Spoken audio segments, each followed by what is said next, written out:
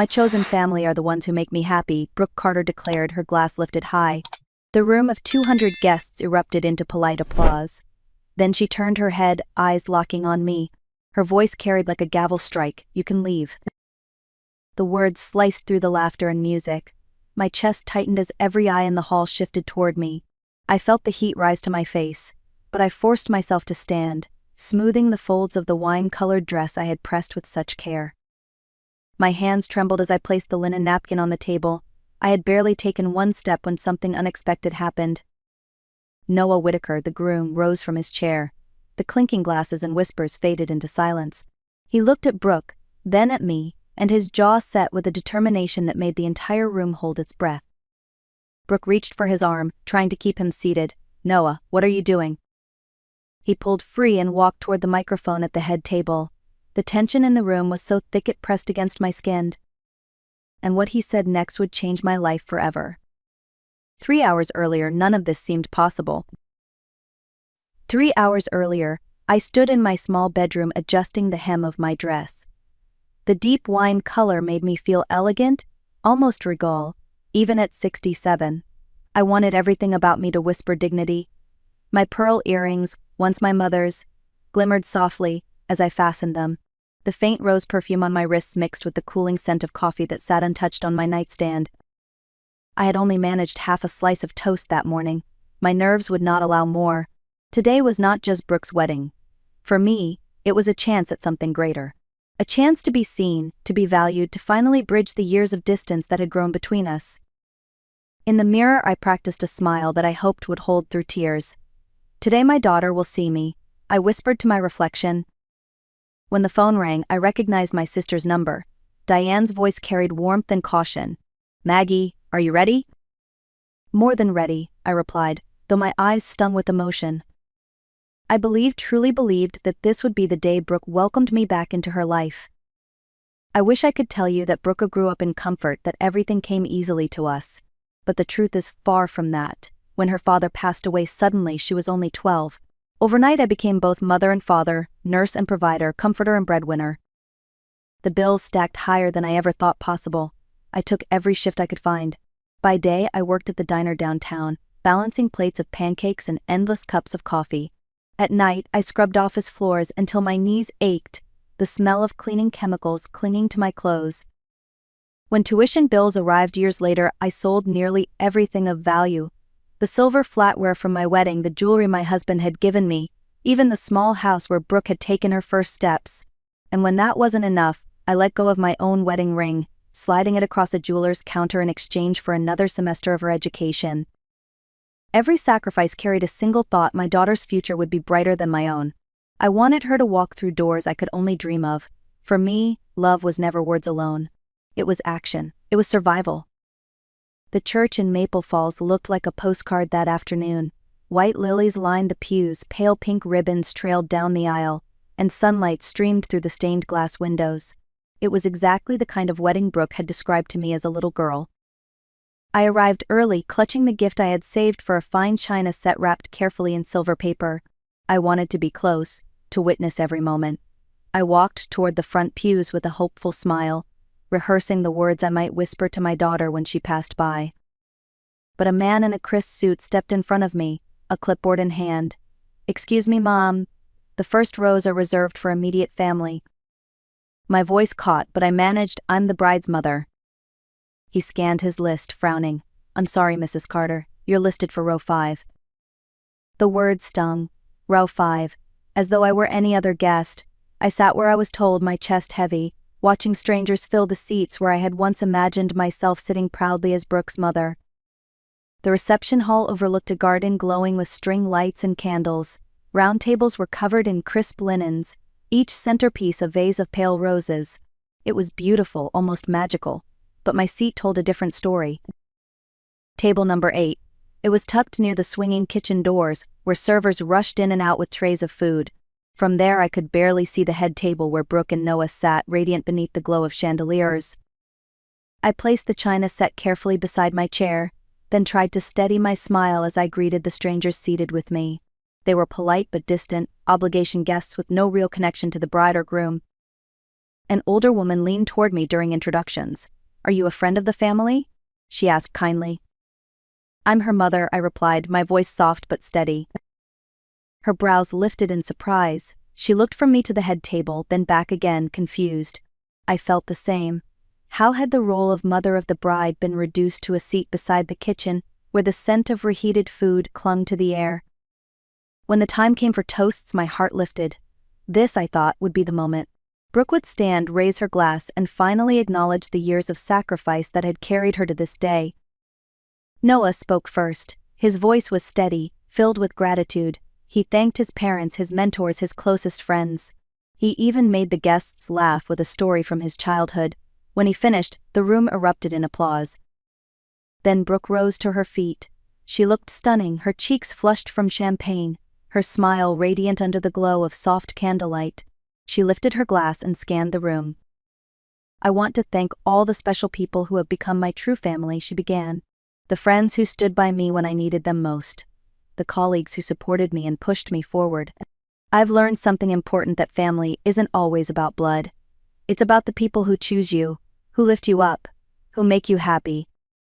Each word was like a stone dropped into my chest. Then her gaze found mine. For the first time that night, she looked directly at me. What I saw was not love but contempt. The silence that followed was unbearable. Guests clapped politely, but their eyes darted toward me, sensing the target of her words. My fingers tightened around the stem of my glass, though I hadn't taken a sip. Brooke's voice rang out again, sharp as a blade. "And there are some people who don't belong here tonight. People who bring nothing but bitterness into our lives. People who shouldn't share in our joy." Her next word cut the air. "Mom, you can leave." I rose slowly, my body trembling, my face burning with humiliation. 200 faces turned in my direction. Some looked curious, others awkward, some pitying. But before I could move, Noah pushed back his chair. The scrape of it against the floor echoed louder than any applause. He stood tall, his jaw tight, his expression unreadable. Brooke tugged on his sleeve. "Noah, sit down, don't make this worse." He slipped from her grasp and walked straight to the microphone. His black suit seemed to sharpen the determination in his eyes. The chatter in the hall died instantly. Even the waitstaff froze. Noah looked at me, then back at Brooke. His voice was low but steady. "Before her mother leaves, there are things you all need to know." Noah's words seemed to hang in the air, pulling every pair of eyes toward him. Brooke stiffened, her hands clutching the edge of the table. "When Brooke and I first met," Noah began, "she told me her mother was bitter, controlling, and impossible to please. She painted a picture of someone who only brought pain into her life. And I believed her. I trusted her." He paused, scanning the room. "But a month ago I spoke with Diane Miller, Brooke's aunt and Maggie's sister, and I learned a very different story." Whispers rippled through the crowd as he continued. "I learned that Maggie raised her daughter alone after losing her husband, that she worked double shifts, waitressing by day and cleaning offices by night just to keep food on the table. I learned she sold her wedding ring to pay for Brooke's final semesters at college. I learned she went into debt to cover emergency surgery when Brooke was sick." My knees shook beneath me. "And do you know how many times Brooke visited her mother in the last 3 years? 3. How many calls she answered? None." Gasps filled the room. Brooke's face went pale. Noah's voice cut like steel. Noah's hand tightened around the microphone, his voice unwavering. "I thought I knew the woman I was marrying. But the truth is, I don't recognize this version of her, the one who can treat her own mother with such disregard." Brooke's eyes brimmed with tears. "Noah, please, stop. Not here." She reached for his arm again, but he stepped back, out of reach. "This is exactly where it needs to be said," he replied. His tone was calm, but every word landed with weight. The room had fallen into a breathless hush. The clinking of cutlery, the soft shuffle of servers, everything had stilled. Noah glanced at me, then at the sea of guests. Slowly, deliberately, he slipped the wedding band from his finger. The small circle of gold caught the light as he placed it on the head table, right in front of Brooke. Gasps broke the silence. Someone dropped a glass, it shattered on the floor. "I can't marry a woman who shows cruelty to the very person who gave her life," Noah said firmly. The hall erupted into a storm of whispers, shock pulsing through every corner of the room. I don't remember how I made it out of that hall. The noise of whispers and gasps followed me, clinging to my steps as though the humiliation itself had legs. Outside, the night air felt sharp against my cheeks, cooling the tears I hadn't realized had spilled. I lowered myself onto a wooden bench beneath a row of lanterns that lit the garden path. My chest rose and fell, shaky and uneven. For the first time all evening, I could breathe without the weight of hundreds of eyes on me. I stared at the glowing windows of the reception hall, the muffled chaos inside still spilling faintly into the night. My phone buzzed in my hand. It was Diane. Her voice was steady, though I heard the emotion behind it. "Maggie, Noah just called me. He told me everything. Are you all right?" "I don't know what I feel," I admitted, my voice breaking.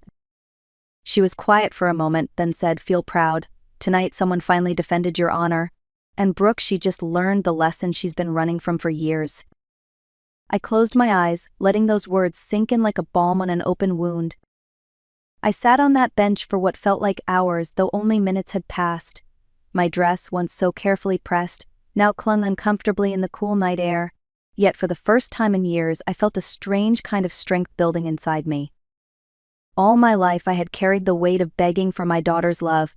I had excused her distance, explained away her silence, and convinced myself that someday she would come back to me. But as I wiped the last of my tears, I understood something new. I would not beg anymore. I would not plead for scraps of affection from the very person who should have cherished me most. If Brooke ever wanted me in her life again, it would be on different terms, my terms. And for once, I felt peace in that decision. The next morning, my phone would not stop buzzing. At first, the messages came quickly, long apologies filled with promises. "Mom, I'm sorry, I was nervous. I didn't mean it."